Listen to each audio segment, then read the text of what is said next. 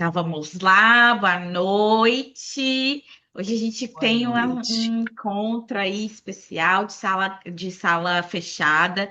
Eu pensei nesse modelo de aula, de troca mesmo, porque eu estou percebendo que muitas pessoas estão chegando para mim muito inseguras e com medo de desenvolver seus textos acadêmicos. Então eu falei, não, eu quero saber mais quais são as dúvidas que estão mais surgindo, né, nas pessoas, para que eu também possa aqui ajudar da melhor forma, né? Então, hoje a gente Uhum. vai falar sobre o que ninguém ensinou sobre metodologia científica, escrita acadêmica e ética em pesquisa. E aí, primeiro, eu gosto sempre de me apresentar, né? Quem sou eu na fila da pesquisa e na fila do pão.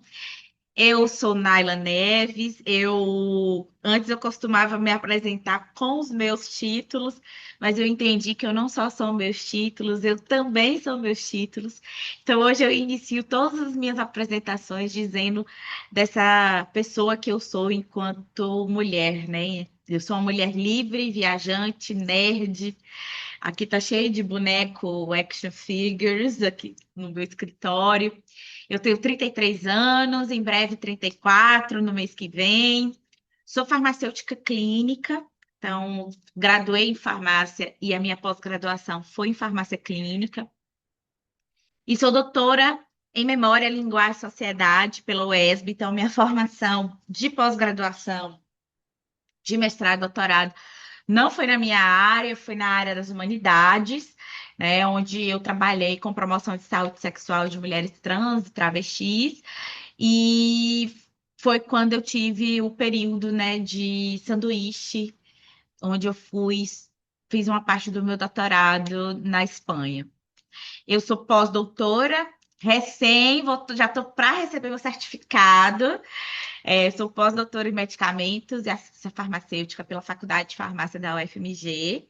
Eu sou pesquisadora do grupo Medfar Real da UFMG, o Observatório de Redes de Atenção à Saúde, o OBRAS, da UFBA, e também do Centro Interdisciplinário de Investigações, do Centro Interdisciplinário de Investigação de Estudos Feministas e de Gênero da Universidade de Santiago de Compostela, na Espanha. Sou consultora ad hoc do Conselho Federal de Farmácia, compondo aí a frente de trabalhos relacionados a populações vulnerabilizadas e saúde das mulheres. Sou consultora ad hoc do Ministério da Saúde, então estou ali no departamento de HIV. Antes trabalhava no departamento, na secretaria, na revista, né, de Epidemiologia e Serviço de Saúde, trabalhando ali com o secretariado e toda a gestão ali das avaliações das revistas, dos artigos da revista. Depois fui para o departamento de assistência farmacêutica e agora voltei para o DAT, para o departamento de HIV, trabalhando com transmissão vertical de infecções de ST aí, entre a pessoa que gesta e o bebê. Sou consultora acadêmica e científica há 6 anos. Eu brinco que essa questão de ser consultora acadêmica, ela começou bem antes de eu saber que existia isso, porque eu comecei a ajudar meus colegas a escrever o TCC deles na faculdade, porque eu, desde quando comecei a faculdade, na realidade, eu sempre quis ser cientista. Desde os 6 anos de idade, eu falava que eu queria ser cientista. E eu cresci com essa ideia de ser cientista. Então, a primeira coisa que eu fiz na faculdade foi procurar fazer iniciação científica, porque eu queria começar a pesquisar. E aí, eu comecei a fazer iniciação científica lá no quinto semestre. E eu terminei meu TCC 2 semestres antes da defesa no último semestre. Então, eu ajudei meus colegas a escrever os TCCs deles, né? Eu fazia a orientação da orientação e segui fazendo isso, né? Porque é algo que eu gostava muito. Sou sexóloga, sou educadora sexual e produtora de conteúdo informativo na área de promoção de saúde sexual, que é a área onde eu me especializei principalmente, né? E quais são os objetivos desse encontro, né? A gente vai compreender como nasce uma pesquisa científica, como transformar experiências profissionais em perguntas de pesquisa, entender como a pesquisa é estruturada, aprender a ler artigos científicos de forma estratégica, compreender os princípios da escrita científica e conhecer o caminho para desenvolver uma trajetória acadêmica consistente, né? E antes da pesquisa vem a pessoa, vem a pesquisadora. E muitas pessoas que chegam para mim, muitas mulheres, porque o meu público-alvo é mulheres, e não é estranho isso, nós que compomos a maior parte da pós-graduação no Brasil e no mundo, né? Nós somos a maior representatividade, o maior corpo de cientistas no mundo, são as mulheres. Mas a gente ainda não se vê como pesquisador e como cientista, porque nós não estamos nos espaços de poder da ciência. Então, somos poucas ainda que coordenam grandes centros de pesquisa, somos as poucas ainda que conduzem pesquisas, que recebem financiamento para pesquisa. Somos as poucas ainda que têm a cara da ciência, né? Somos poucas também nas universidades a assumir coordenações, diretorias de departamento. E é uma coisa que a gente precisa mudar, por quê? Porque nós é que fazemos, nós somos o maior braço, né? Maior braço de trabalho da ciência somos nós, né? Então, muitas das mulheres que chegam para mim, elas chegam achando que elas não pesquisam, que elas não sabem pesquisar, principalmente quem é da clínica. Quem é da clínica fala bem assim: a pesquisa não é para mim, porque eu sou da clínica. Já ouvi isso de milhares, psicólogos, médicos, analistas, nutricionistas. Eu sou da clínica, né? Mas, na verdade, essas mulheres, elas nunca aprenderam como a ciência funciona, né? A universidade, ela ensina para gente conteúdos, mas raramente elas nos ensina como formular as perguntas, como pensar cientificamente, como ler criticamente, como escrever ciência. E aí é que a gente tem o choque na pós-graduação, porque na formação profissional que a gente tem na graduação, a gente aprende a resolver problemas, aplicar protocolos, escalas, atender pessoas, executar procedimentos, saber fazer. É aquele saber fazer, é a prática, a mão na massa, né? Já a formação científica, ela nos coloca diante da formulação de problemas, né? Produz o conhecimento, investiga os fenômenos, constrói evidências e a gente, ao invés de saber fazer, como na formação profissional, a gente sabe explicar o porquê acontece, né? Então, a pós-graduação, seja ela lato sensu, stricto sensu, ela vai exigir competências diferentes daquelas que a gente desenvolve na graduação. Porém, a maioria das vezes, nossos objetos e nossas perguntas de pesquisa nasceram da nossa experiência, da nossa clínica, do nosso dia a dia. E aí, como é que nasce uma pesquisa? Então, toda pesquisa ela começa quando alguém decide não ignorar uma pergunta. Então, ela começa a partir da experiência. No meu caso, por exemplo, eu estava, né? Eu era farmacêutica, trabalhava numa farmácia e no turno da noite. E eu estava recém-formada, assim, tinha um ano mais ou menos de formada. E à noite eu fui, uma travesti chegou no balcão e pediu para ser atendida pelo farmacêutico. E eu fui, e ela me perguntou sobre qual era o melhor hormônio que eu indicaria para o processo de transição dela. E eu não sabia responder. Por quê? Porque eu não tinha visto isso na minha atuação profissional, na faculdade. Eu não me lembrava assim, eu não sabia nem como falar com ela, os pronomes, as perguntas, porque não era uma realidade minha ter pessoas trans na minha vida, e tampouco eu não aprendia como cuidar dela, como manejar aquela condição que ela me trouxe. Então eu pedi desculpa, falei que eu não sabia, e ela saiu sem uma dispensação, e sem uma orientação segura de um profissional. E desde aquele momento eu falei, gente, em nenhum momento eu soube disso na faculdade, eu estudei isso na faculdade, eu não vejo colega nenhum meu falando sobre isso. E olha a oportunidade que a gente tem, né? E foi daí, da minha experiência, que eu comecei a observar que a gente não tinha nenhum farmacêutico estava trabalhando com isso. E aí eu fiquei curiosa, né? Nasceu uma curiosidade. Poxa, como é que eu, farmacêutica, posso contribuir no cuidado dessas pessoas? E aí daí eu gerei uma pergunta, né? Como o farmacêutico pode atuar no cuidado de pessoas trans? Daí eu comecei o quê? Pesquisar, devorar, fazer leituras, descobrir, né, se tinha evidência sobre isso. E, paralelo a isso, eu estava fazendo uma disciplina como ouvinte na universidade, no mestrado, em que eu fui fazer um trabalho justamente para compor nota com pessoas trans. Aí que pronto, comecei a ver como é que era. E aí mudei o meu projeto. Eu queria trabalhar com diabetes, aí na hora eu falei, não, eu vou trabalhar agora com promoção de saúde sexual, promoção de saúde de pessoas trans. Não vejo nenhum farmacêutico falando sobre isso, não tem nada sobre isso. E foi daí que nasceu a minha pesquisa, né? Então, a minha pesquisa nasceu da minha atuação profissional, né? Que daí que me gerou a curiosidade, a pergunta, eu li, e aí é que eu comecei a sistematizar uma pesquisa e desenvolvi um método específico, né?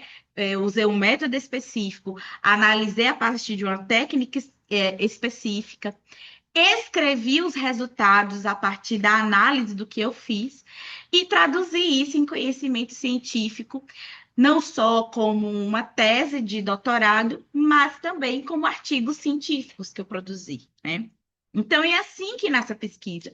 Pesquisa não é qual Fernanda, a sua imagem quando você fala cientista. Quando você pensa em cientista, o que que é que vem na sua cabeça?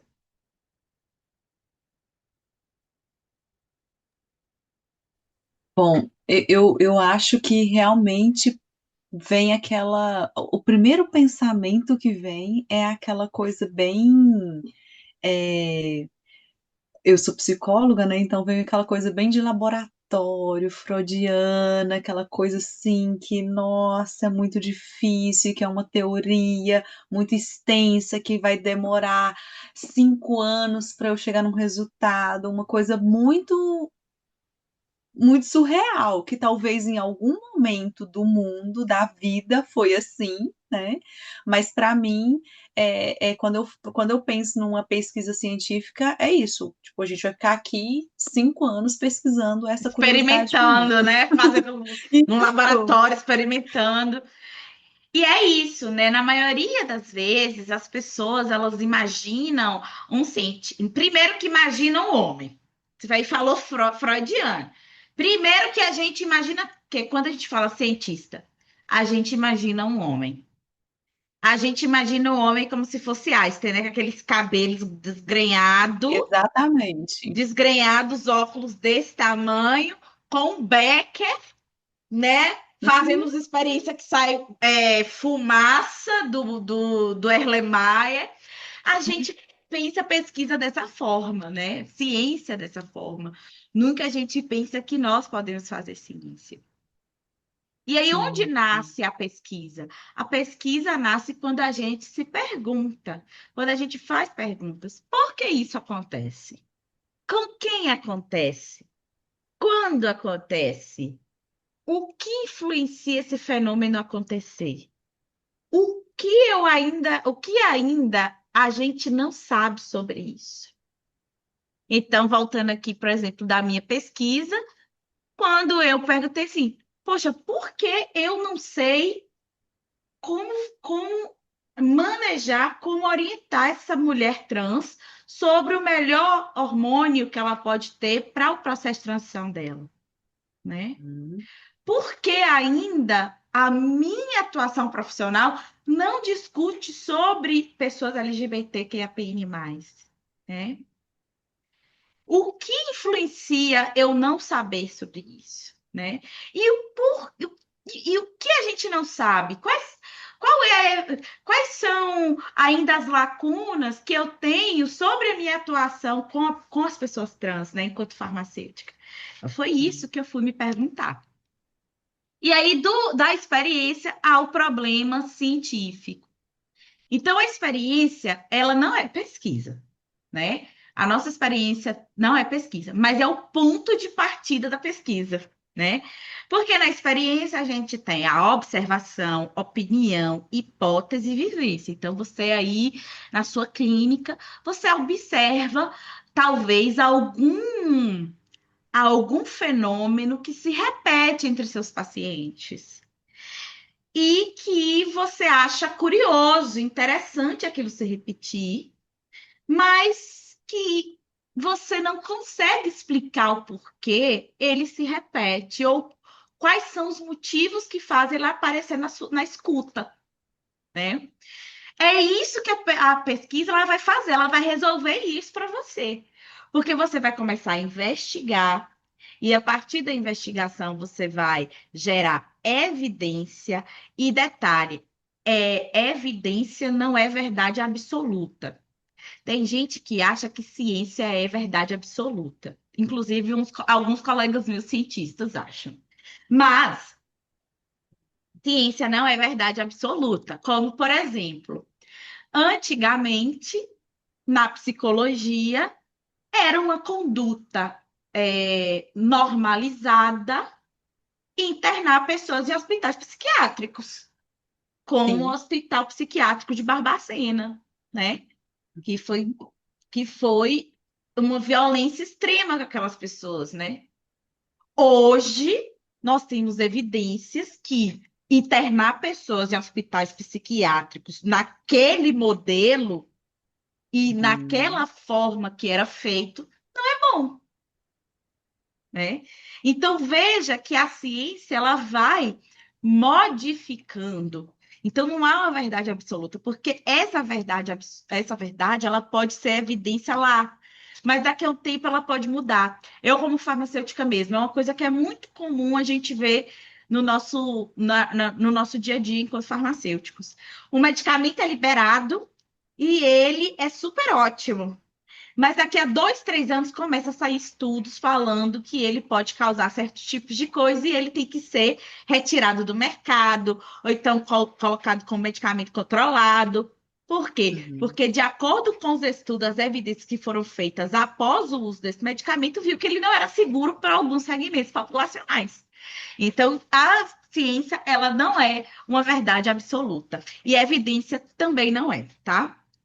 Uhum. É, Na pesquisa, a gente cria uma pergunta científica que a gente se propõe a responder e produz o conhecimento. E aí, como encontrar um tema de pesquisa? Primeiro, a gente vai pelas afinidades. Eu sempre falo com as pessoas: não pesquise o que você não gosta. Porque se você pesquisar o que você não gosta, você não vai pesquisar, você vai desistir. E é balela as pessoas falarem que pesquisa ela é distante da pessoa. Ela tem que ser o pesquisador ele tem que ser meramente um observador. Ele não se relaciona, não se entrelaça com o seu objeto de pesquisa. Mentira, gente. Pesquisa de acordo com Max Horkheimer, que é um dos teóricos que vai falar sobre pensamento científico dentro da sociologia, ele fala que pesquisa parte de interesse pessoal, de interesse específico, né? O que a gente não faz é enviesar os nossos resultados para que eles nos agradem, né? Sim. Então a gente tem que fazer o quê? A gente pesquisa a partir de um interesse, a partir de um incômodo. Pesquisa, ela tem que incomodar. Pesquisa, ela tem que indignar algumas vezes. Pesquisa tem que importar. Porque senão, você não faz. Então, ver aquela mulher trans saindo sem atendimento. E ali, depois de muitos anos, eu entendi que eu promovi uma violência, porque foi a violência de não saber cuidar dela, né? Então, isso também é uma violência, é uma discriminação. E, é, e foi a partir disso que eu falei, gente, não tem ninguém falando sobre isso na minha área. Meu Deus, que absurdo! E essas pessoas existem. Aí eu comecei a observar quantas vezes as travestis à noite chegavam na farmácia. Seja para comprar sua camisinha, seja para comprar um lubrificante, seja para pedir o seu comprar seu anticoncepcional.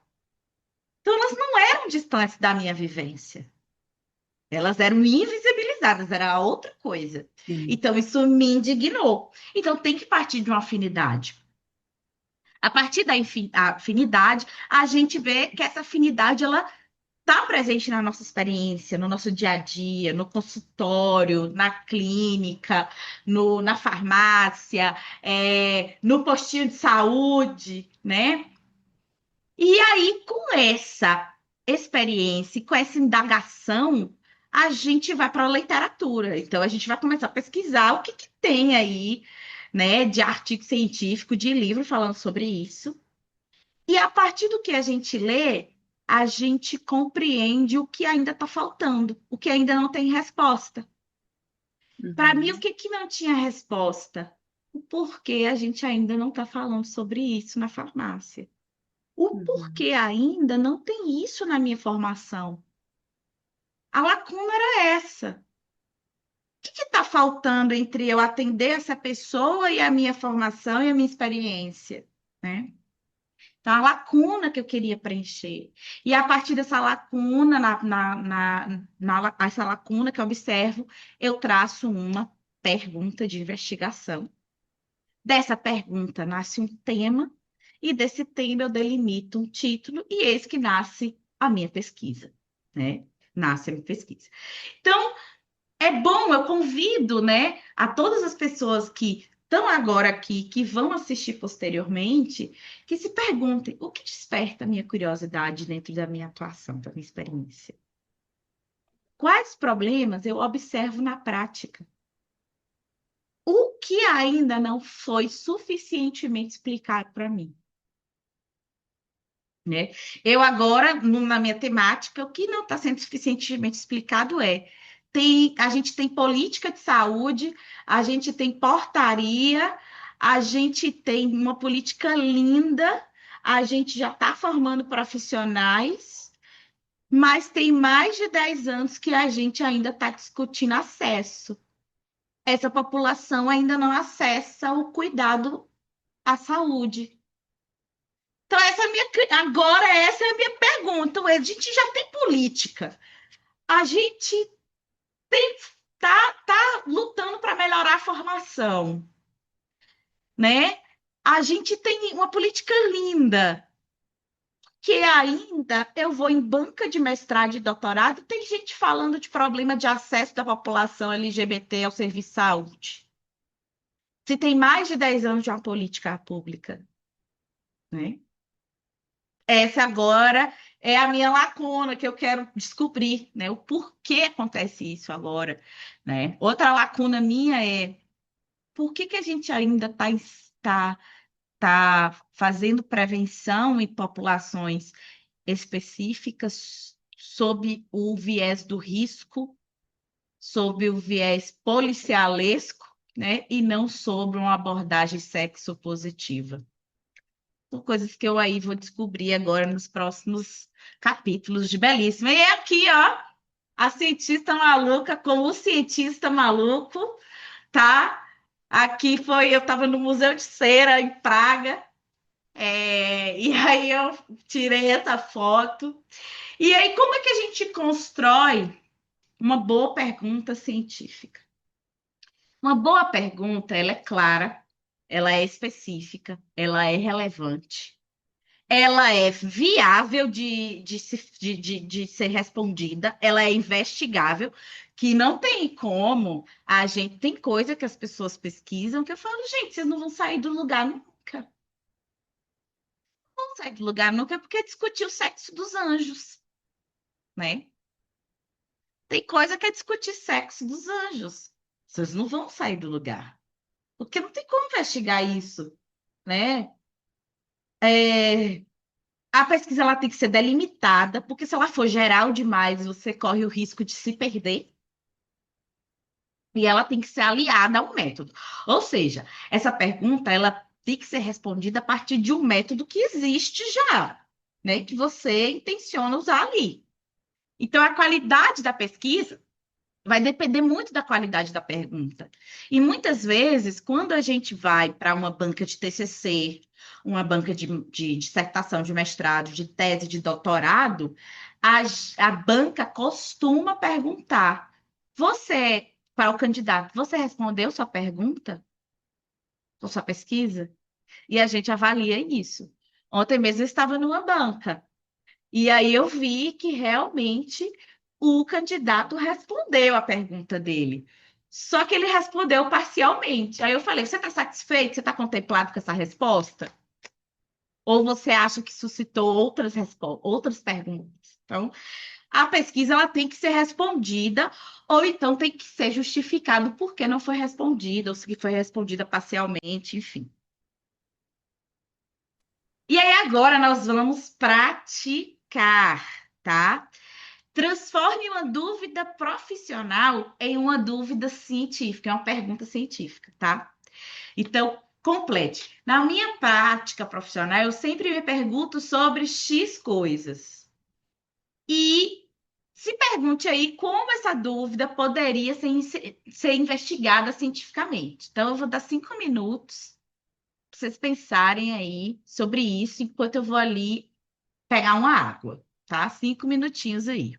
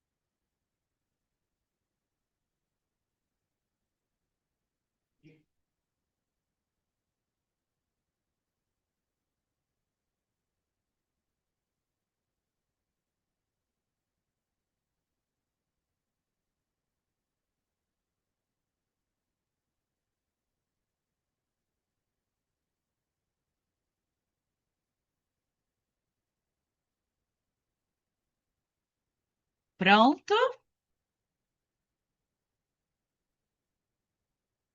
Vamos lá? Querem compartilhar? Precisar da sua ajuda. Diga, pode dizer. Bom, me surgiu duas questões, né?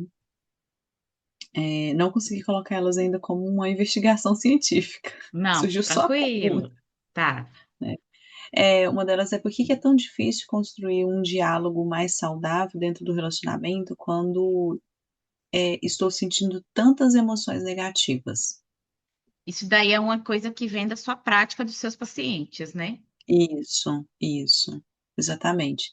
Então, o porquê, né, dessa pergunta? Porque o que eu percebo é que quando as emoções, primeiro que as emoções negativas é algo que a gente quer expulsar, né? A gente quer criar uma barreira porque a gente não quer sentir, né? Exato. Então, então a gente, só que a gente fica muito alterado com essas emoções negativas porque a gente não sabe lidar com elas, né? E aí, a partir disso, a gente não consegue construir um diálogo mais saudável dentro dos relacionamentos. A gente não consegue trazer uma conversa mais tranquila dentro do relacionamento.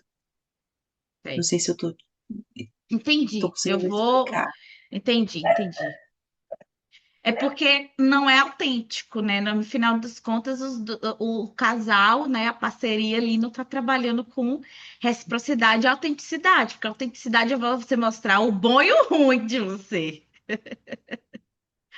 né? Sim, sim, Tá. sim. E a próxima? É, e aí é sobre essa questão da regulação, né? Por que que é tão difícil regular isso? Regular essas emoções negativas, né? Então, eu acho que isso, eu acho que cada um vai ter uma resposta para isso, né? Para mim, é difícil eu regular as minhas emoções negativas, né? Acho que isso seria, essa pergunta seria o complemento da outra, né?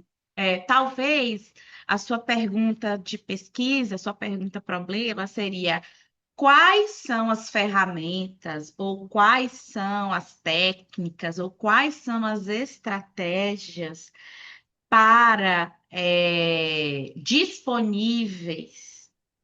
disponíveis para manejar, talvez, para manejar ou para melhorar o diálogo entre parcerias, entre casais, né? Uhum. E aí tem que colocar essas emoções negativas.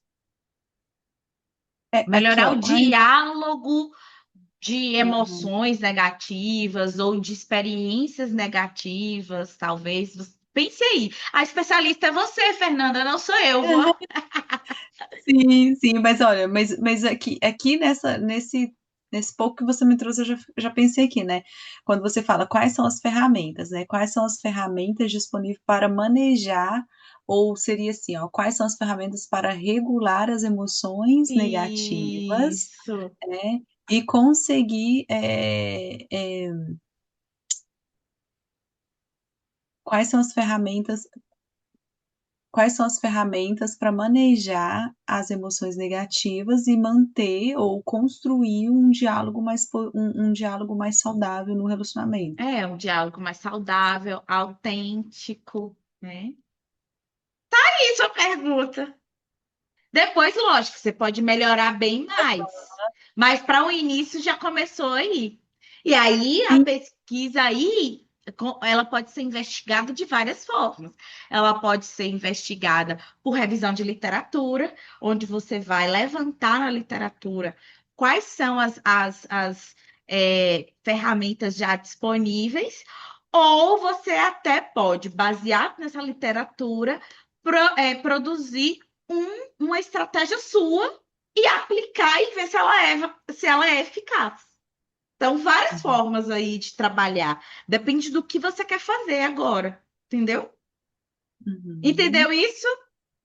Show? Vou Certinho, seguir. entendi. Vou seguir então. Então, como aprender lendo ciência, né? Antes de escrever, nós precisamos aprender a ler. Mas a maioria de nós, quando estamos na pós-graduação, ou até mesmo na nossa atuação clínica, na nossa atuação, a gente aprendeu que a gente tem que ler artigo, porque é em artigo que tem evidência, e aí a gente vai para pós, o professor fala, tem que ler artigo, só que a maioria de nós não sabe ler artigo. O que a gente faz? A gente baixa 50 PDFs, bota na pasta, né? Aí tem aquele tanto de coisa, não, vou ler tudo. Aí você começa a ler, aí você começa a sublinhar, você não entende porra nenhuma daquilo que está falando no artigo, porque tem um monte de método, um monte de coisa que você nunca viu na sua vida. Aí você fecha o PDF, esquece ele lá, que nem as filhas da Adriana Bombom esquecidas no churrasco, né? Então, vocês esquecem. Por quê? Porque a leitura não alcançou o que você queria, porque você, primeiro, não entendeu, segundo, não foi específico para o que você quer, muitas vezes, porque a gente baixa 50 artigos e tem uns que não estão falando nada do que a gente quer pesquisar mesmo. E aí a gente esquece. Aí o que que a gente faz? Aqueles 50 artigos a gente esquece e a gente vai atrás depois de mais 50 artigos, né? Então a gente não sabe ler.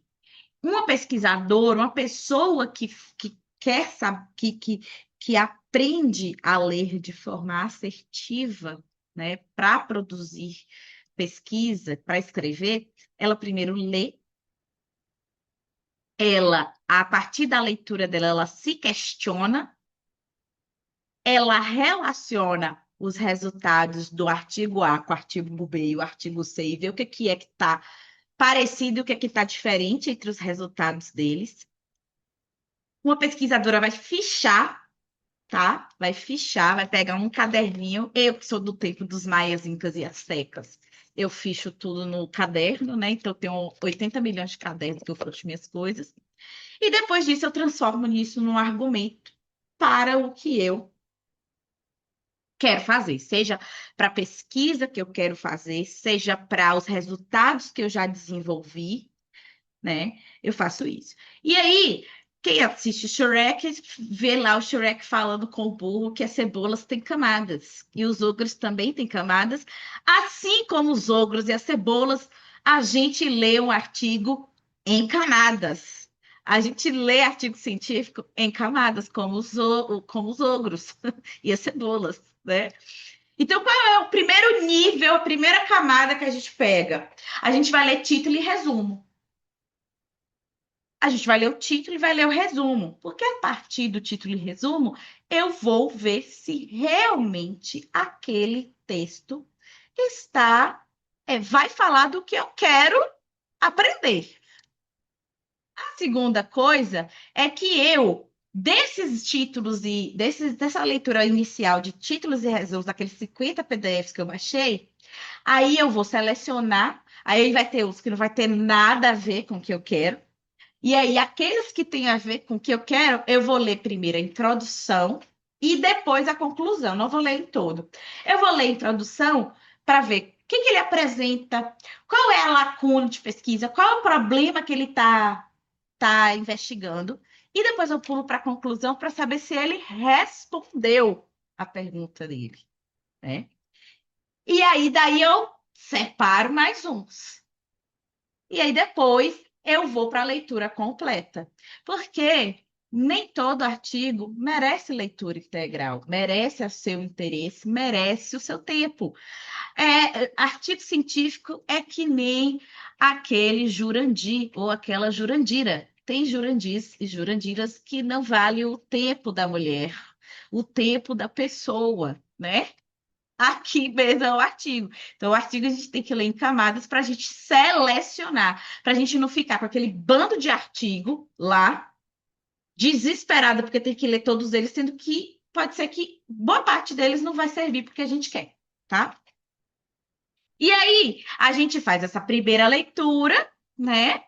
A gente lê ele, vê resumos, vê objetivos, introdução e conclusão, separamos, depois a gente vai para metodologia, resultados, discussão e a gente vai fazer uma avaliação crítica daquele artigo. Então, quais são perguntas importantes nessa avaliação crítica? O que foi investigado, né? O que foi investigado? Deixa eu botar um pontinho aqui. Então, o que foi investigado, como foi investigado, o que foi encontrado e o que ainda não tem respostas e que eu tenho que e que ainda aquele autor não respondeu, que talvez possa ser a lacuna que eu vá responder sobre isso, né? Então é isso que a gente tem que fazer. Tá. E aí, eu gosto muito da estrutura de fichamento. Infelizmente, muitas vezes a gente não tem tempo para fichar tudo, né? Quer dizer, hoje nós temos, graças à inteligência artificial, que, olha, gente, ela é ótima para ajudar a gente a fichar artigo. Ótimo. Ela não é boa para escrever por você, mas ela é ótima para fichar para você, né? Lógico que isso vai depender da sua escrita ou da sua leitura, mas a partir da sua leitura você pode criar prompts para que elas façam esse fichamento para você das principais informações, tá? Então, como é que é o modelo de fichamento? Autor, ano, você pode fazer uma tabela. Eu gosto de fazer uma tabela de Excel, então eu boto autor, ano, o título, né?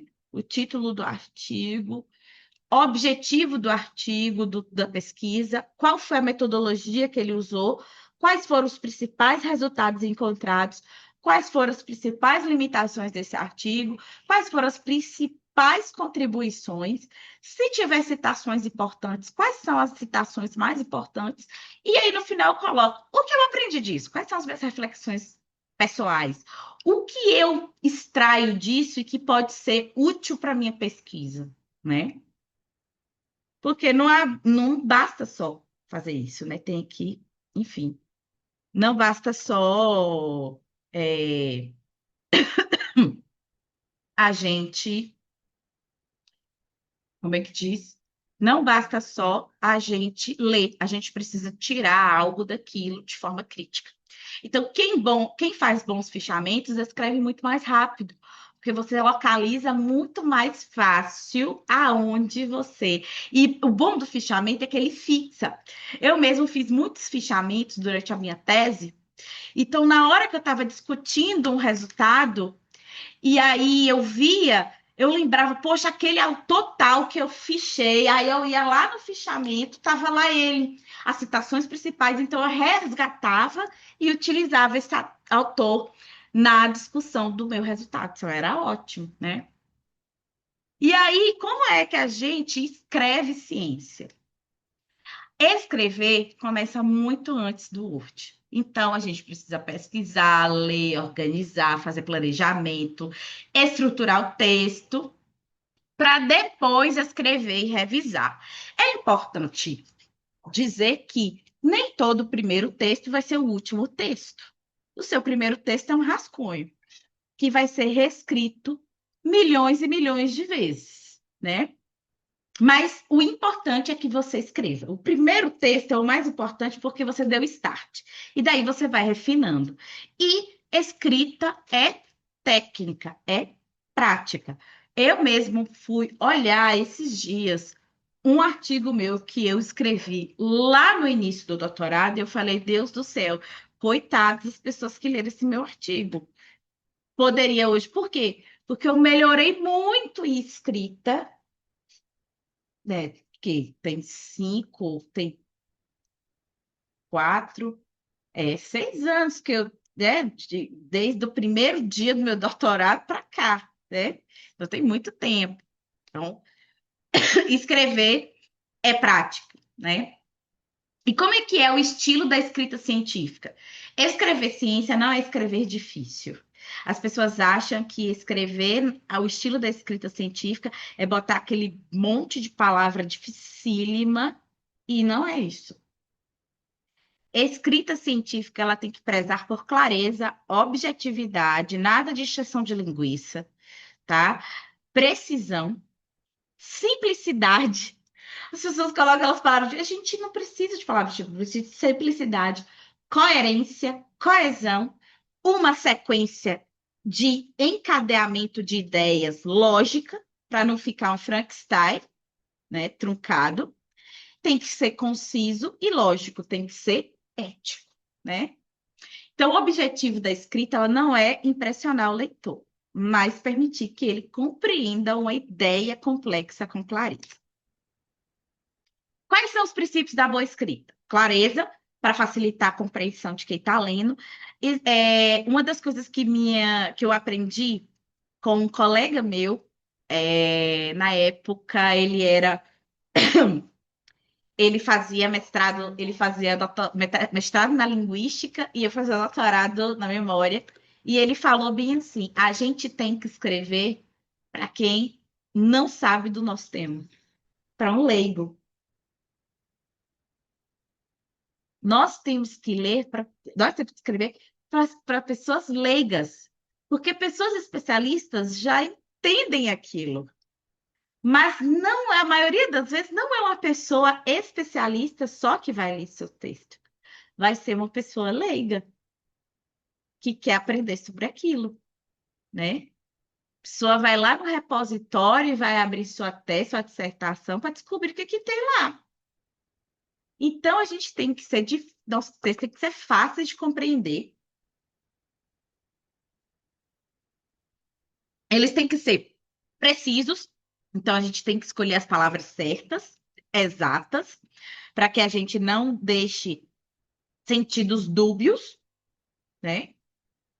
Tem que ser conciso, eliminar excessos, né? Encheção de linguiça. E isso foi uma grande dificuldade para mim nas humanidades, porque eu venho da saúde, e na saúde nós somos extremamente concisos.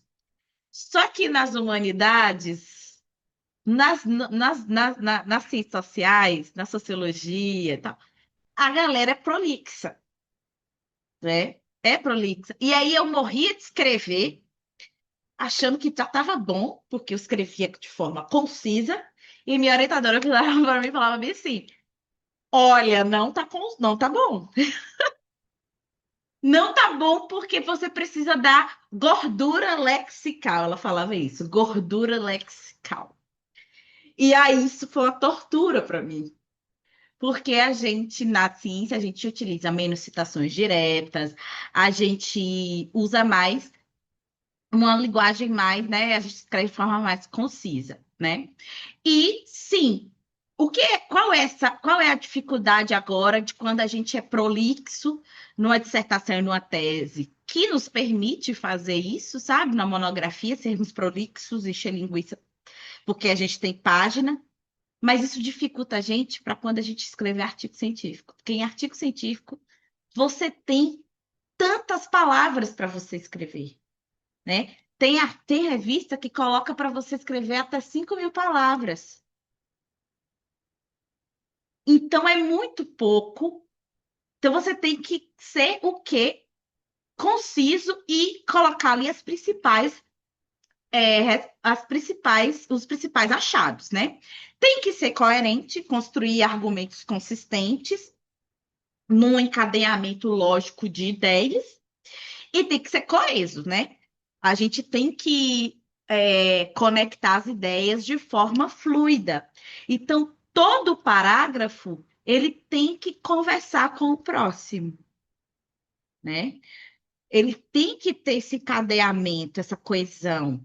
Toda sessão, ela precisa primeiro, todo final de sessão de uma dissertação, de uma tese, ela precisa anunciar o que vem depois, né? Então, ela precisa ser coesa. Então, quais são algumas dicas? Para que a gente tenha uma escrita coesa e coerente, a gente pode utilizar conectores. Além disso, entretanto, nesse sentido, portanto, assim, em síntese, a modo de conclusão, por isso, ainda, enfim, são vários que nós temos advérbios. É poder passar aqui a noite toda falando vários, né? E isso ajuda muito a gente fazer, a não deixar a escrita truncada, tá? Por quê? Porque o parágrafo posterior, né, ele tem que, mesmo que ele mude o tom da conversa, ele ainda tem que manter relação com o anterior, né?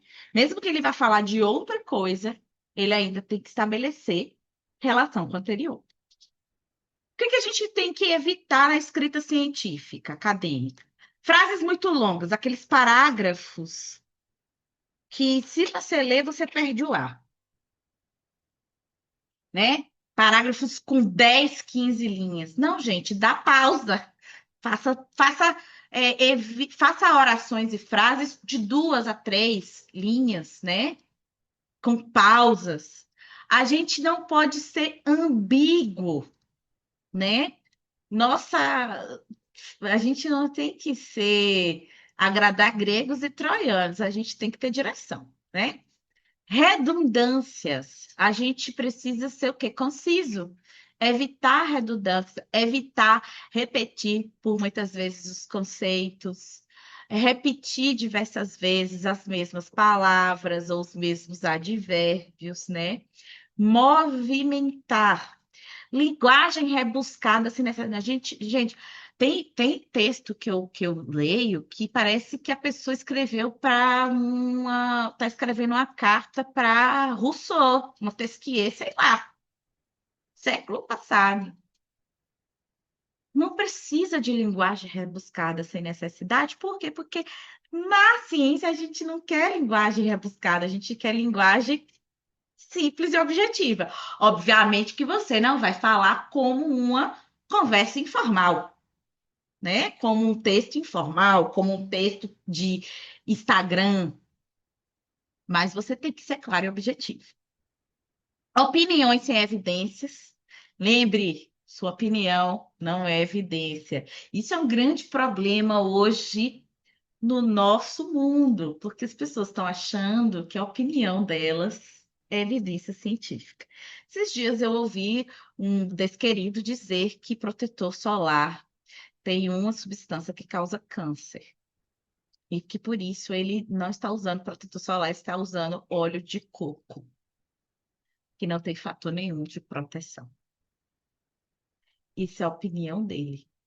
Não tem nenhum artigo científico, nenhuma revisão, nenhum artigo com a maior evidência possível, maior nível de evidência que diga que óleo de coco protege e que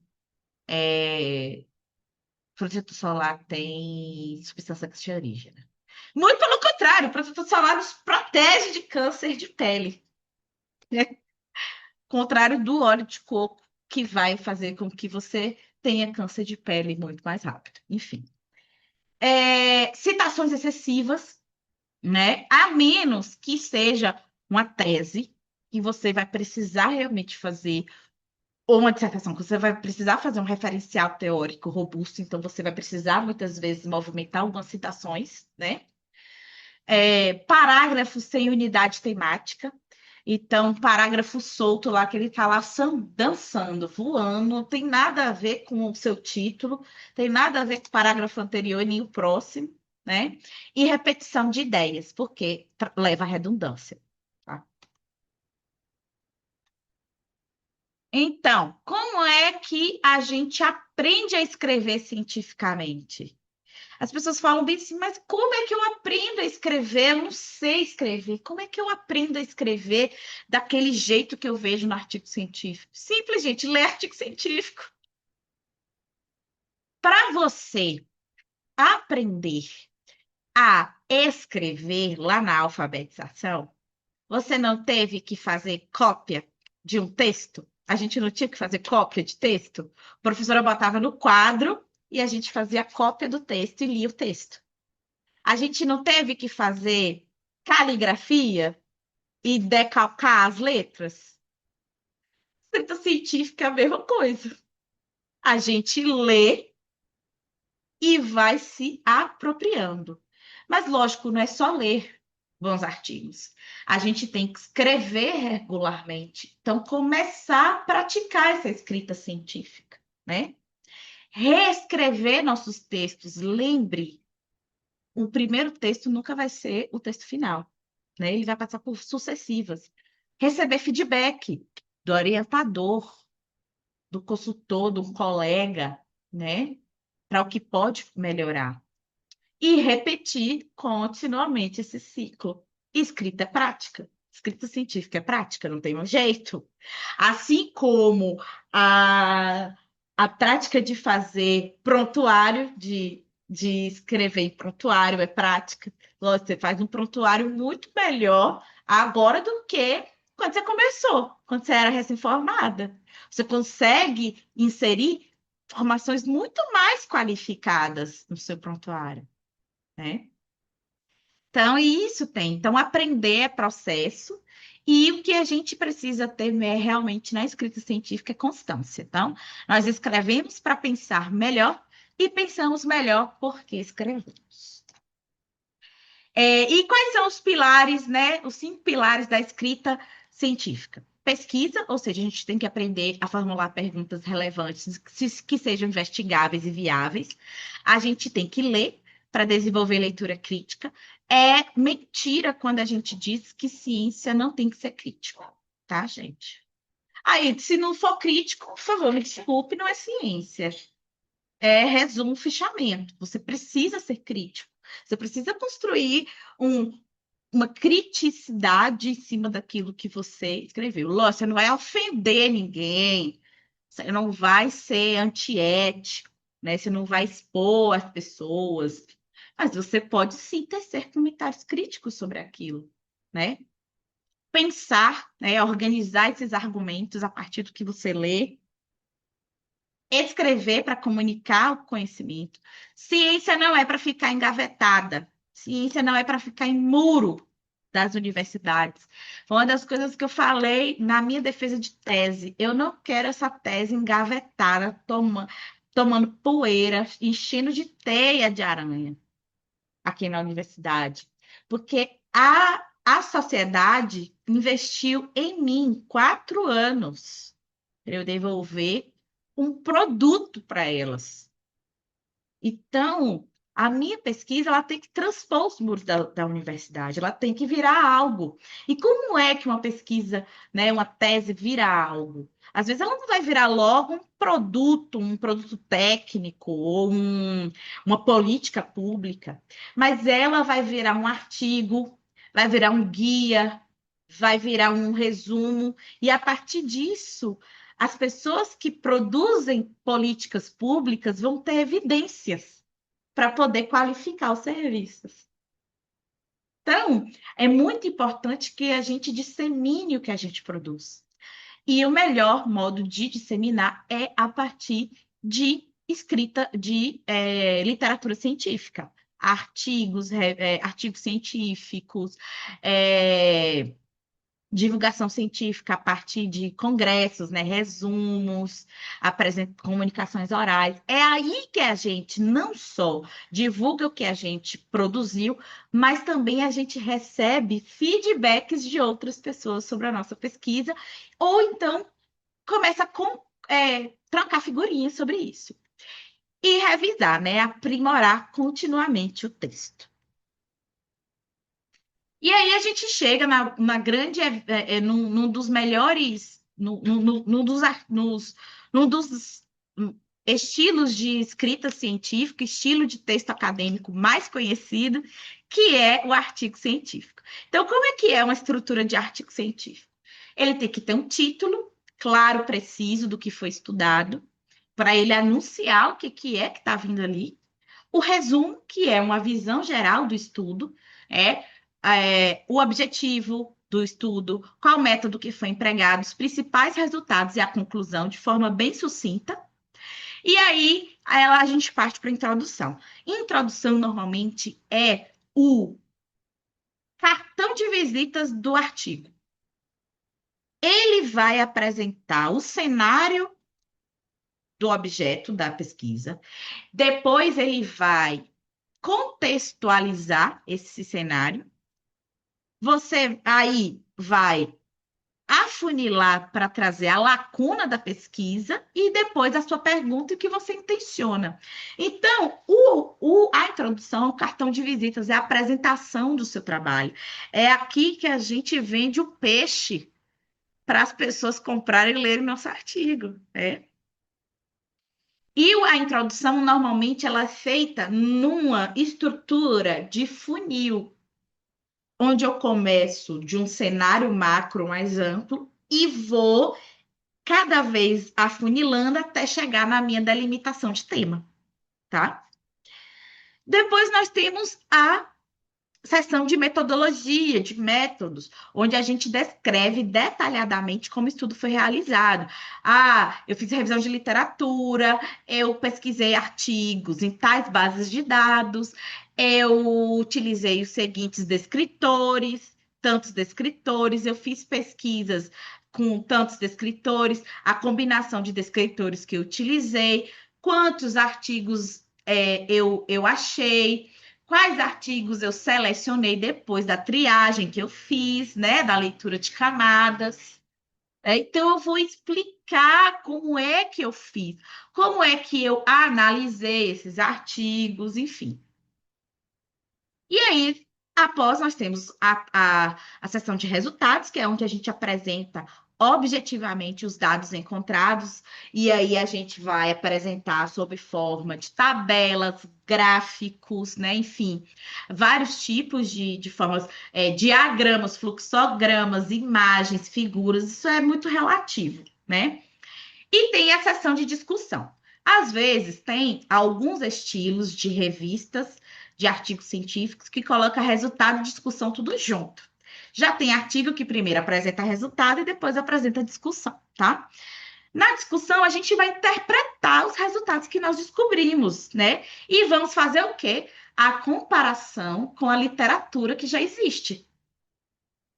Então, eu vou corroborar com o que já existe, ou então eu vou contrastar com o que já existe, né?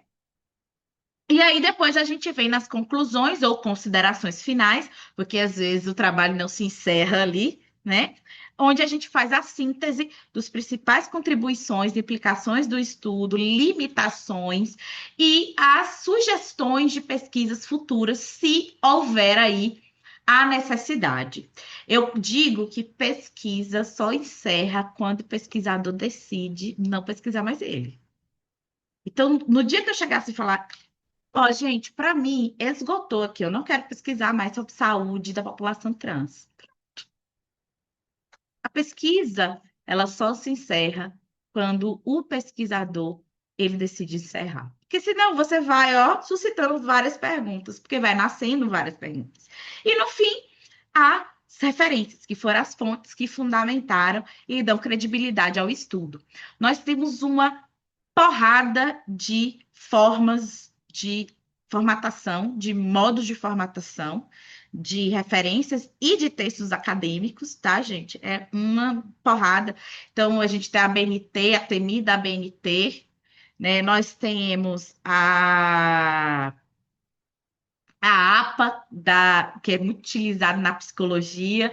Nós temos a APA, nós temos ISO 9001, nós temos Vancouver, enfim, nós temos várias formas de referenciar e de organizar a formatação do nosso texto, tá? Isso daí vai variar de revistas, de programas de pós-graduação, de faculdades. Normalmente aqui no Brasil, a gente adota a ABNT, porém tem programas de pós-graduação que vão exigir APA ou Vancouver, enfim, as diversas é, linhas de formatação, tá? Mas olha que coisa boa, nós temos agora a Santa IA, que você pode treiná-la para fazer a formatação por você. Sai perfeito? Não, gente, mas já ajuda muito ela a escrever a lista de referências para gente. Ela já traz muito, lógico que tem que revisar, mas a minha, tô aqui treinando ela. Eu falei, minha filha, você vai treinar porque se é uma das coisas que eu mais demoro é na formatação de referências, né? E aí, o que cada seção de um artigo científico ele responde? Na introdução, ele responde a pergunta: qual problema será investigado? No método, como a pesquisa foi realizada? Nos resultados, o que foi encontrado? Na discussão, o que esses resultados significam? E na conclusão, o que nós aprendemos a partir dessa pesquisa que desempenhamos. Essa moça que está aqui no fundo, só um parênteses, ela se chama Maria Profetisa. Ela foi uma das primeiras alquimistas documentadas a existir, tá, no mundo, lá no Egito. E ela foi ela que criou o banho-maria. Por isso que o banho-maria se chama banho-maria, por causa dela. Ela descobriu como fazer, né, esse aquecimento, né, com vapor d'água. Então, aí a Maria profetiza, a gente ir usando ela há milhões de anos, fez o banho-maria, a Maria profetiza aí, uma das primeiras alquimistas documentadas, né? E aí, antes de escrever, monte o esqueleto. Tá vendo aqui o esqueleto do He-Man? Tá aí para lembrar a gente que a gente tem que montar o esqueleto da nossa escrita ou o nosso projeto de texto. Porque, gente, sem projeto de texto, você vai escrever o Léo. Você não vai ter direcionamento. Então, a gente tem que saber o que que a gente vai escrever, né? Quais são os tópicos que a gente tem que abordar. Então, na introdução, a gente vai escrever contexto, lacuna, problema, a gente vai fazendo o problema, escrevendo, né? Ó, aqui eu tenho que escrever isso, tem que botar isso, tem que botar isso. No método, o que eu tenho que escrever no método? Tipo do método, participantes, procedimentos, o que que eu analisei, resultados, discussão e conclusão, tá? Se for um TCC ou uma em forma de monografia, uma dissertação e uma tese, eu vou pegar cada seção e vou discriminando ali, fazendo um sumário do que tem que ter em cada seção, né? Depois eu mando para vocês lá no canal do Ateliê no WhatsApp uma fichinha de um modelo de fichamento e um modelo de projeto de texto que eu padronizei para o uso, tá? E quem estrutura antes escreve muito melhor, não tem dúvidas, gente, tá? Então, para a gente ir encaminhando para o final, algumas dicas aqui de organização e trajetória científica. Organização também é método, tá? Para a gente não ficar que nem um chapeleiro maluco, tá? Perdido, né, na maionese, a gente precisa desenvolver para escrita acadêmica, cronograma. A gente tem que planejar as leituras. A gente tem que fazer a estrutura dos tópicos, ou seja, o nosso projetinho de texto, que vai ser o nosso mapa olha, gente, eu escrevo até o que cada parágrafo eu tenho que falar. Por exemplo, na introdução, nesse parágrafo eu tenho que falar sobre isso. Nesse, eu tenho que falar sobre isso. Nesse parágrafo, isso. Para eu saber o que eu tenho que abordar, tá? Os meus fichamentos e, lógico, para quem funciona em método Pomodoro, né? Eu sugiro Pomodoro porque na maioria das vezes é o que funciona para as pessoas, que é trabalhar em blocos de escrita, né?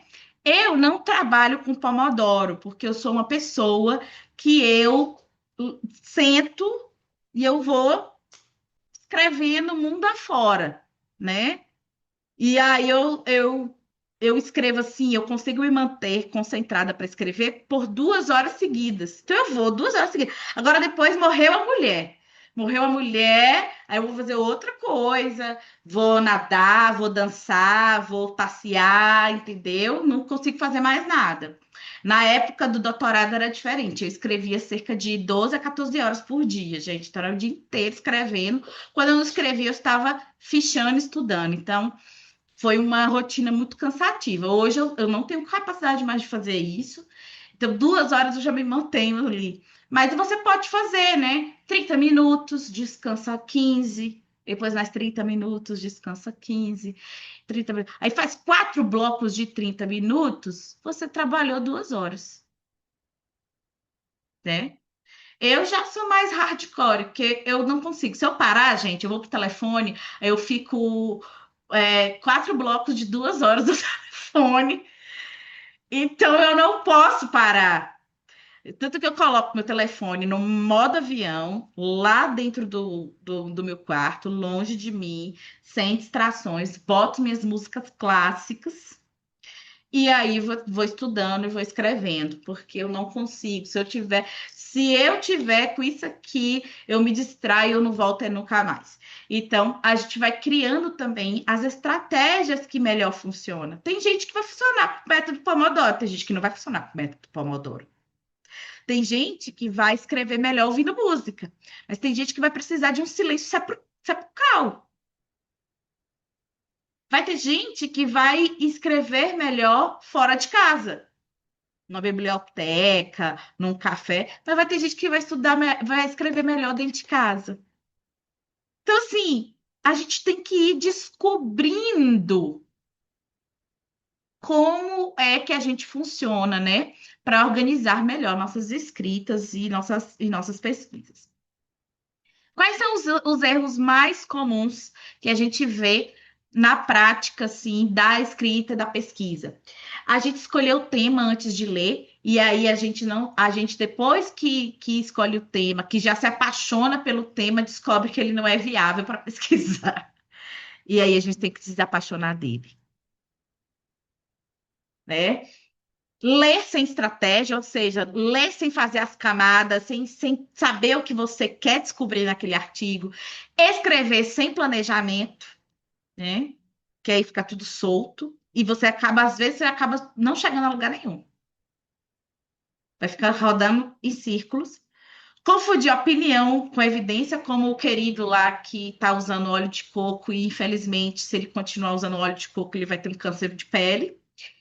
E esperar motivação para escrever, gente.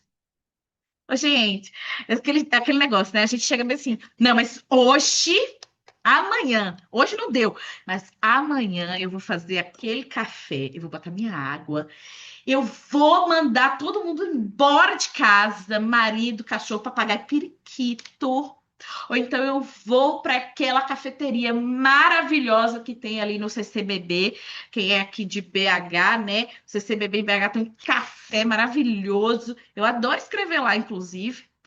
E aí você chega e você compartilha e você vê mais rios do que escreve. Porque a gente não precisa ter motivação. Gente, quem é que tem motivação para ir para academia? Ninguém. Ainda mais nesse frio. A gente tem disciplina de falar ruim ou bom, ruim ou bom, com raiva ou não, preguiça ou não, eu tenho que ir. Escrita é a mesma coisa, disciplina. E não é para você começar 2 horas escrevendo. Começa 20 minutos.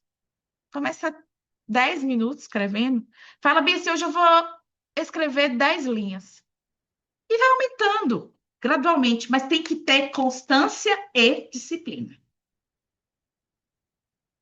Porque senão a gente não escreve, vai chegar o momento de ter que entregar, e aí um monte de vocês vêm, né, na UTI já, em aparelhos para mim, faltando um mês para defender, faltando 2 meses para defender, ou 2 meses para entregar, e aí eu tenho que o quê? Sentar com vocês, fazer milagre, né, para poder fazer. Então, não sofram, gente. Não sofram. Não sofram, tá? O que que a gente gosta de sofrer? A gente vai adiando aí quando chega, faltando um mês para entregar o artigo, a tese, a dissertação, a gente lembra que tem que fazer o negócio, né? E aí a gente sofre porque, logicamente, consegue escrever em um mês? Consegue, consegue, mas vai ser a base de muito sofrimento, de perda de noite, de ansiedade, de angústia, né? E aí eu veio, né, falando sobre a minha prática, né? Ninguém me ensinou isso, gente. Ninguém me ensinou como encontrar tema, como formular perguntas, como ler artigos, como organizar referência, como construir os argumentos, como escrever ciência, como publicar os artigos e como construir uma carreira acadêmica, né? Isso eu fui fazendo com prática e com dia a dia, e lógico, contando com muita ajuda, né? Ainda bem que eu soube pedir ajuda e que as pessoas estenderam a mão para me ajudar.